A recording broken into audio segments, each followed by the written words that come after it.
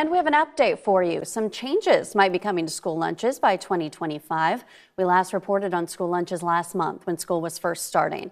News 13's Jackie Labrizzi told us all Horry County schools were providing free lunch for the school year. And Jackie joins us live from the newsroom right now with updates on those changes and from a local dietitian standpoint. Jackie.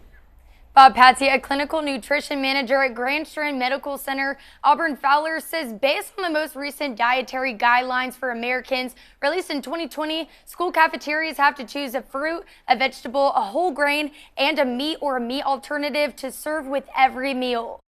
There's lots of studies out there about school lunches and school breakfast, and most of the time participating in the school lunch program, helps reduce rates of childhood obesity and improves performance in school. So I think, all in all, it's a really good thing. Fowler says a lot of times people don't realize schools and their lunch programs follow federal guidelines rather than state. So what they're currently doing in schools is very different than what we're teaching, like our patients. Fowler says this is because her and her coworkers use the most recent research, while the USDA is having to use research that's a couple years old. She says this is because it takes longer for the USDA to get results from studies before creating new dietary guidelines to push to schools all over the country. And one guideline Fowler mentioned coming to schools in 2025 is reducing the number of added sugars in student lunches. They're going to not offer flavored milks probably as often because of the added sugars in those. You'll see they'll probably reduce the amount of sweetened yogurts and things like that have added sugars.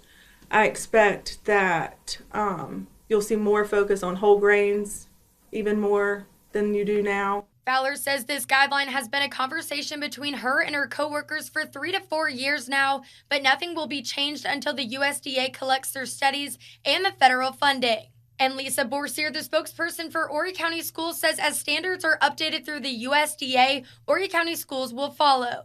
We talked to some parents and grandparents about the potential changes. I don't think it's a good idea because, my generation, the generation under me, my grandchildren, my children, we ate it, we drank it, and there's nothing wrong with us. I think in moderation, sugar's fine as long as you're not overdoing it. A lot of children, especially children that have ADHD, benefit from that because it actually calms them down. Fowler told me whether you're a student or not, eating on a schedule is important. She says it can help with concentration and having a normal daily appetite. Reporting live in the newsroom, Jackie Labrizzi, News 13.